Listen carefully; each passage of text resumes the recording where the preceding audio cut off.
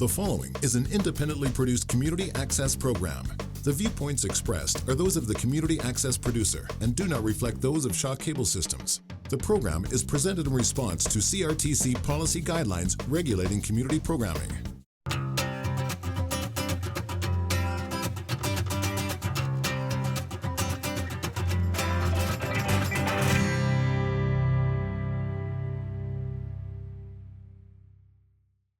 Fusing today has come a long way, and that is because there's a couple of companies in the United States who have created materials that it makes it much easier for us to fuse. The materials are coefficient. Coefficiency means that when the materials are heated up and cooled down, they will remain holding together and not break apart over time. It also means that the glass will not devitrify. That means getting a cloudy vapor look on the top of its surface. So this glass we have today is a coefficient glass. This is System 96. It's made by the Spectrum Glass Company. It's based out of Seattle, Washington. It is very good for fusing because it is very consistent in its color, and it heats and cools at the same level. Spectrum Glass is a company that's been around for many years. They make a lot of other sheet glass for stained glass hobbyists as well.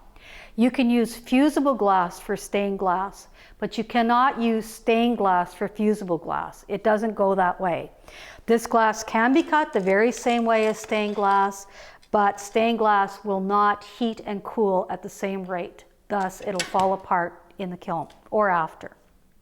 There's another company called Bullseye Glass or System 90 Glass. It is a very interesting palette in that it seems to have more European type color sensibility. It is developed for artists, and we use it a lot in our studio as well. There are also other companies that do create fusible glass, and generally they team up with the System 90 or the System 96. But today we're going to use a System 96 glass to produce a little panel like this. And this panel has different kinds of transparencies of glass in it. We have opalescent glass. That is glass that has white in it so that you cannot see through it. And we also have some transparent glass, glass that will allow light to go through it. It's also often called cathedral glass. Now, cutting fused glass is very similar to cutting for stained glass, but there's a few other tools that we can use to produce different results. When I'm making this panel, what I have to do is think about cutting the triangle shapes in the flowers. So what I do for that is I start with a piece of glass, figure out approximately how big I want the petals, cut a strip,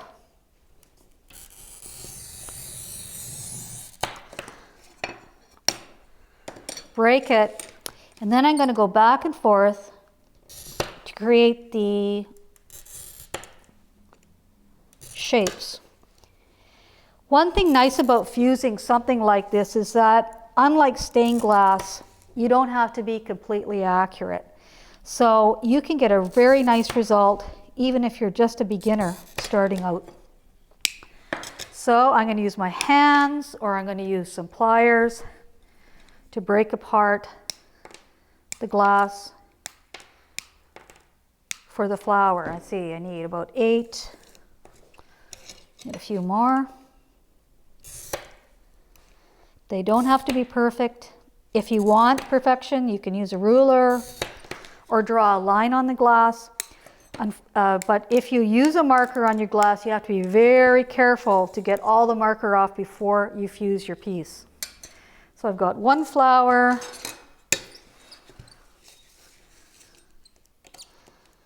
and another set of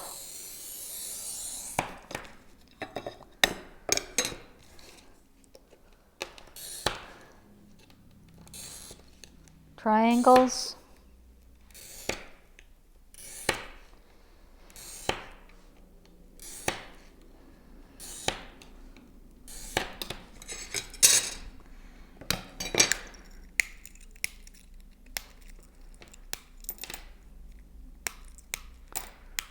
There, that should be enough for those.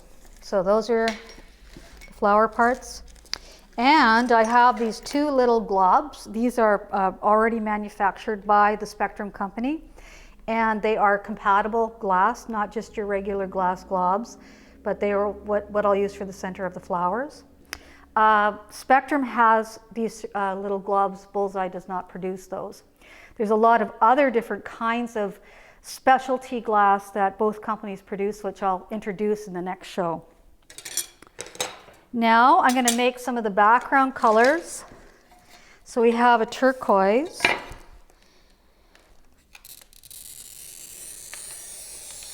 Actually, fusing is something we do a lot with children. Even though the glass cutting it can be sharp, there's no soldering or foiling involved, so children can do fusing. We have some grandchildren that love it.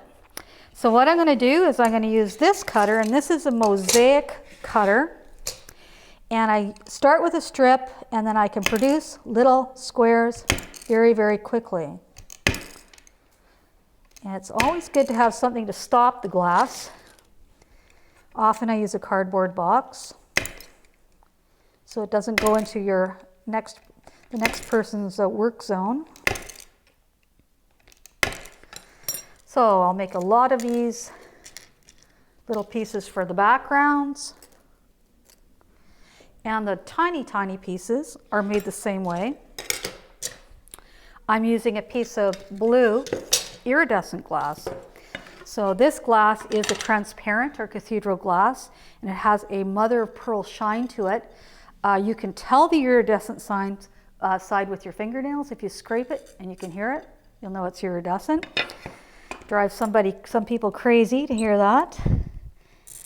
It cuts it again the same way. I'll use the running pliers to get a tiny strip. And then I'll use these again to create small pieces. Oop.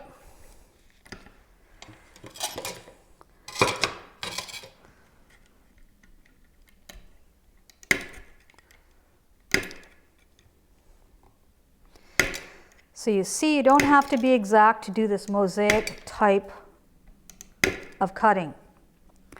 You'll notice with our other two examples that I have here, the transparents on the clear and the opals on the opal, I used the very same technique to cut these.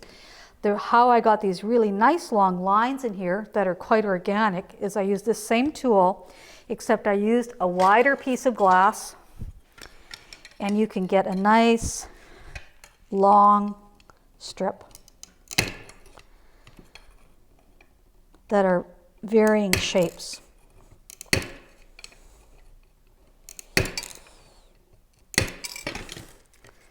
So that's how you create those shapes.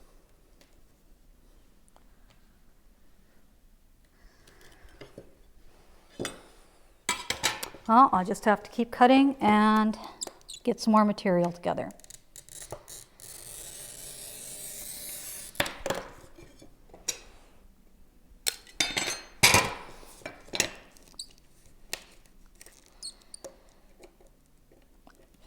One thing that I think is very important about glass cutting is to always have eye protection.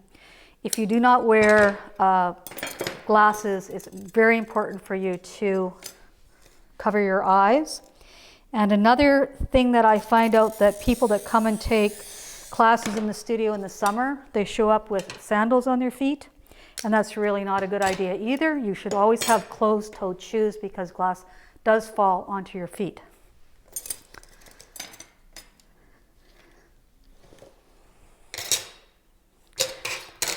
This is an interesting kind of glass. It's got a lot of sparkle to it.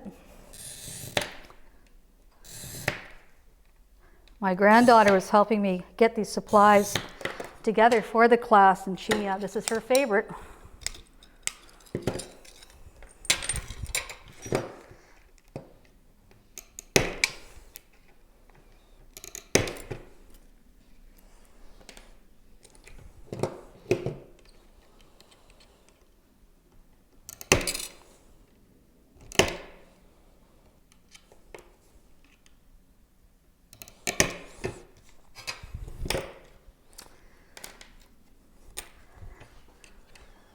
This pair of mosaic nippers is in this interesting additional tool. It was a creation of my son's, and it really helps with leverage because if you don't, if you keep on using your hands get very sore very quickly.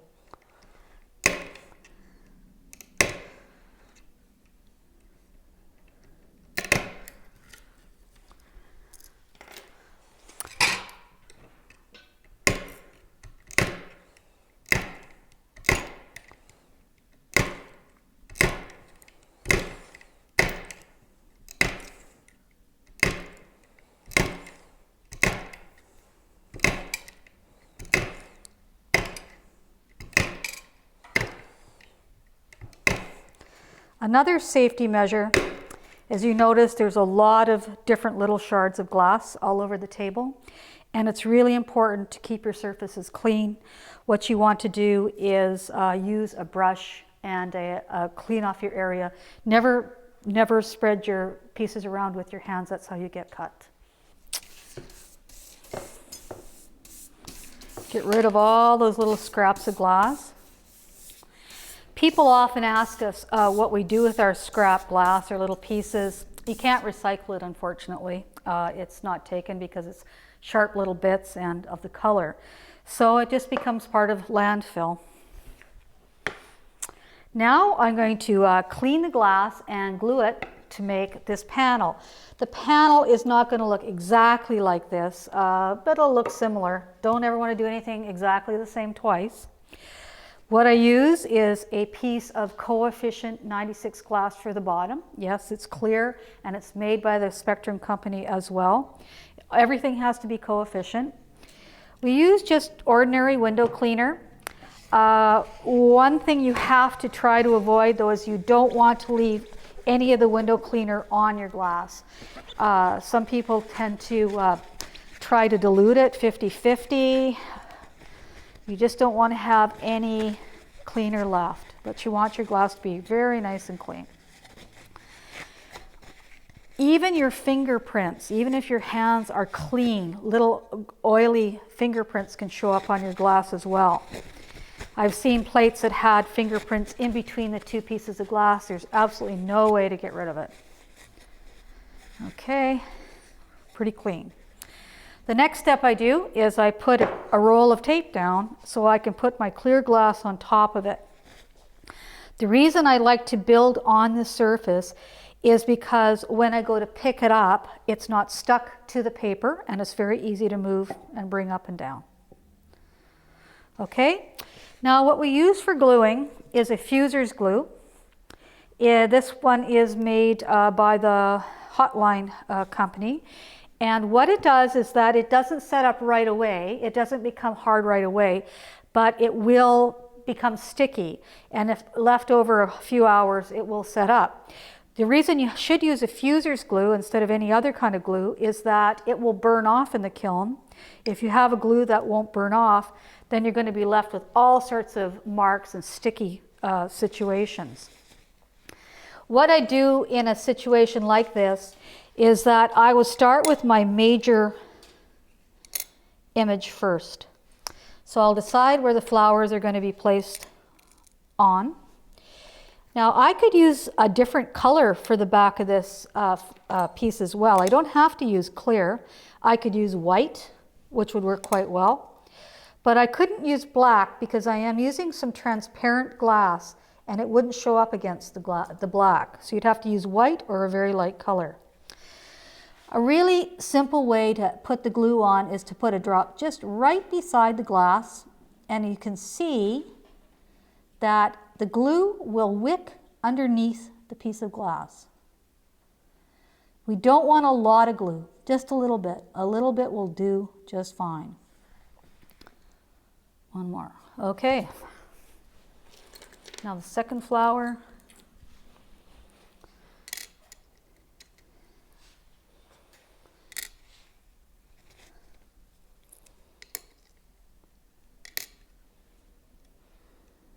See, the glass still moves around. You can still manipulate it.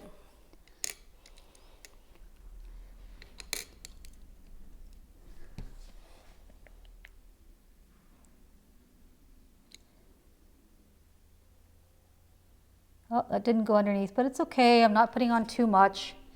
And maybe I can use that glue by pushing it into the center to put my center on. It'll help hold that down. I'll put this one on as well.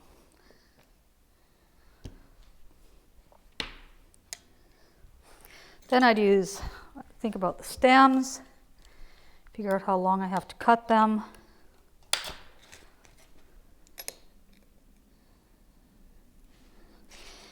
The nice thing about doing this mosaic style is you can be free. The piece I made, the example, is got not a lot of space in between the color. It's a lot of work to achieve that. You have to do lots of cutting and lots of placing. But when you're finished, you have a very even surface. If you don't place a lot of glass around the outside, your glass will tend to come in, bow in certain places where there isn't the mass to hold it. So if anything, you should always try to get a fair amount of glass around the outside of your piece so you can keep it square.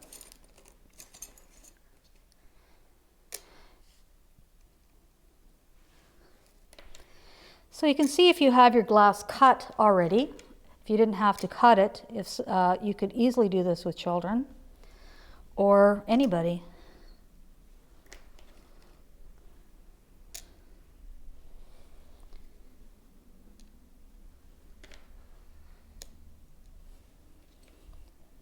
Just make sure you have fusible glass that's coefficient, or everybody will be disappointed. The other really bad thing about introducing a piece of glass that isn't coefficient into the mix is that when things are lined up in the kiln, if you have incompatibility, it can blow apart and ruin the piece that's next to it. Got a little bit too much glue here because things are floating. So that's what happens when you add too much. So you can cut as you go, fill in the spaces.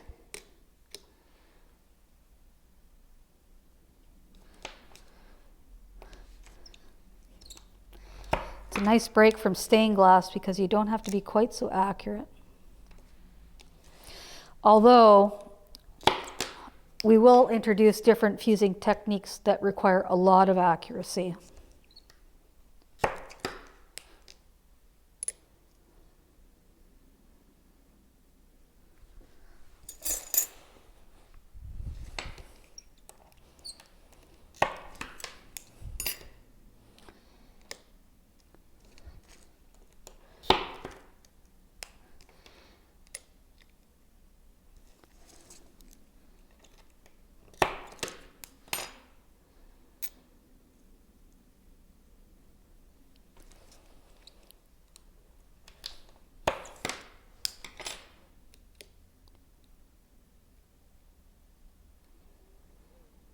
It's good that they don't set up right away because you can still move things around a tiny bit. What I try to do with the mosaic technique also is leave space in between the pieces of glass. That way you always have a negative space, and in the end it looks a lot better. If you have two pieces that are very close together and they kind of suction together in places and leave a area in between that isn't fused, it doesn't look as nice. But generally anything you do with fusing like this looks great. So to put on the background pieces, I'm going to just lay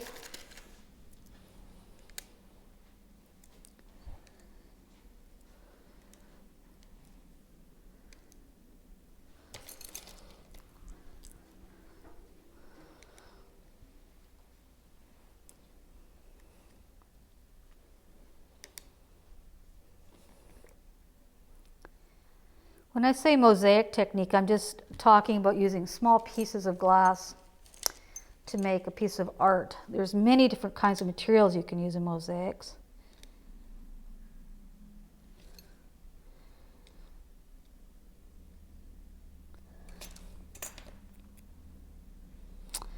Again, we're floating, but it'll firm up.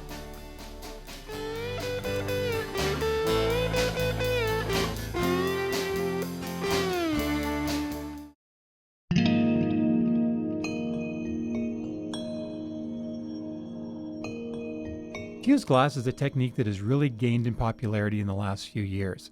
It allows you to make bowls, platters, and wall pieces. This is a bowl that was made by an artist from the United States by the name of Tim O'Neill, who's been up to Winnipeg to do some workshops. When you look carefully, you can see that this is composed of many different thin strips of glass. The glass was cut in 1/4-inch strips, put on edge, and all the pieces were then stacked together, put in the kiln, fired so that they became one piece, cut into this round shape, and then finally slumped into a bowl to give us our final dimension. Very nice. It looked wonderful in the center of a table.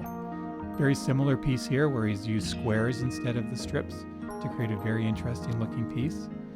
This one here, again, you can see many different versions of the bowls that he made using these strips. Color is usually used very solid colors with fused glass, which gives it a much more contemporary look than some of the streaky glass we use for stained glass. This is a very interesting technique. This is called raking. So again, you can see that all these strips were used to create the center part of this particular panel. And then while it's in the kiln and it's hot, we take a metal poker and you put the metal poker into the molten glass and you stretch it down. So in this case, the poker went to the top and it pulled down and kind of pulled everything out of space and created this real three-dimensional piece, which I think has a really wonderful movement to it. I really like that one. This is where actually glass powders were used to create the images on here. So generally what the artist does is make stencils, and then glass powder is applied to the top. Obviously some areas are much thicker than others, so you get the denser color. Other areas there's none whatsoever, so you get a really nice sharp contrast between the background and the foreground. This is an example of what you can do with different metal inclusions. This leaf is made out of copper. So the copper sheet was actually formed, first of all, it was cut out with scissors, and then you take a piece of a wooden stick or a pencil, you sharpen it, and you can do the incisions for the different veins in here. And then when you encase it in a piece of glass, it goes this wonderful reddish color. The glass behind it is many different types of iridescent glass.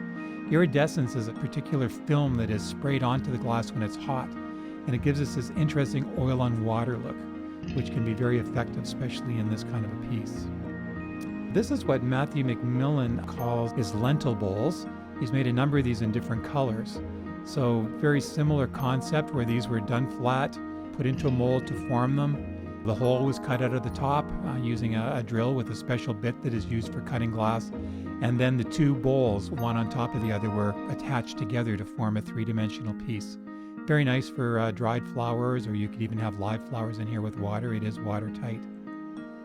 This is another piece that Matthew made where he used a saw to cut up this purple piece. He first of all fused all the glass together, slumped it over a round mold so they could get some contrast and contour to the shape, cut it up with a tile saw, and then this bottom section also was created out of glass. Tibor Bodie helped him with this, and they cast some glass to make a base for this, and then the two were married together to create a very dramatic and sculptural piece.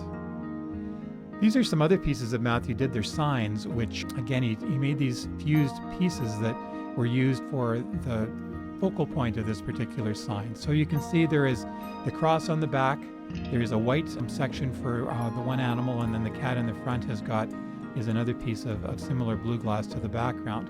In this next slide, you can see better how that was used to its full potential. This is an example of a funeral urn that we made.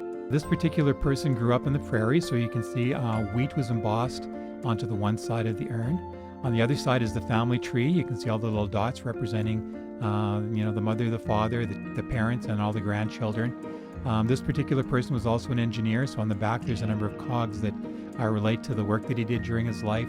And he very proudly worked for the province of Manitoba, so there are some other images that relate to the province of Manitoba on a fourth side.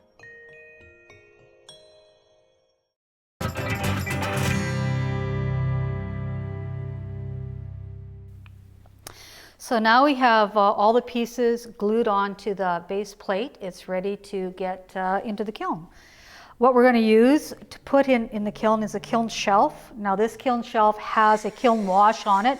It's just been washed and it's this pink color. It's because of the kiln wash that we choose to use. It's made for glass and it's also produced by the Bullseye Company. Once it's fired, it turns a white color.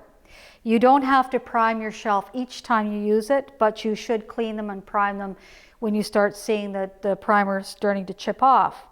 So we have a nice primed shelf, and then on top of that we're going to put in some kiln paper. The kiln paper prevents the glass from sticking into the kiln shelf, even though it has a layer of primer on it. That still could happen. And the really nice thing about the kiln paper is that it will always leave a very flat, shiny back surface to the pieces. So they'll be nice and even, nice and flat and even, and not have the texture of the kiln shelf. That's important. So I'm going to cut a piece out that is just slightly larger than our piece we're making. Put it on the shelf. Now I'm going to make a hanger. You can see the end result, the finished product, has this hanger at the top, and it's made again with the same glass that I used for the base. It is 96 compatible glass. I cut a strip about 1/2 inch. You could use a ruler for this to make sure it's nice and even.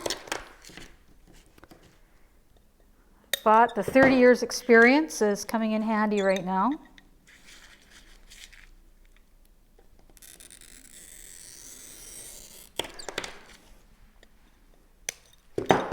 So this piece has to be the same width as the panel. I'm going to put it down first.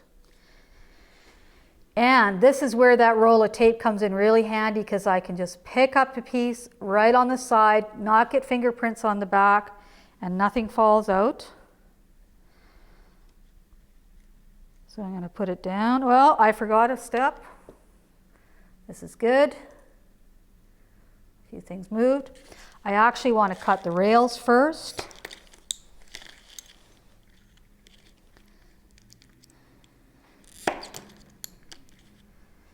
Put them down underneath.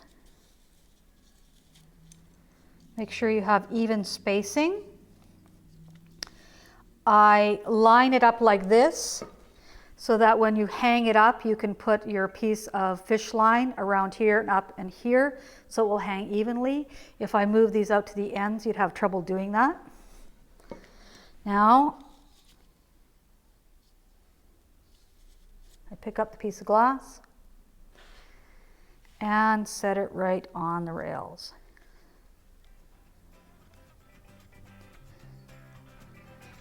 So this is ready to be fired in the kiln. It'll take about 24 hours for it to heat up and cool down. And when it's finished, this is the final product, or it will look very similar to this final product. Thank you for watching this show, and we'll see you next show with some more fusing information.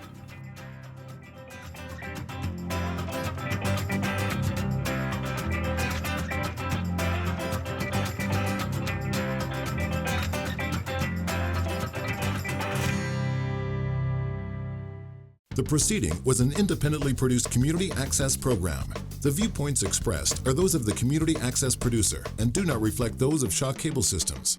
The program is presented in response to CRTC policy guidelines regulating community programming.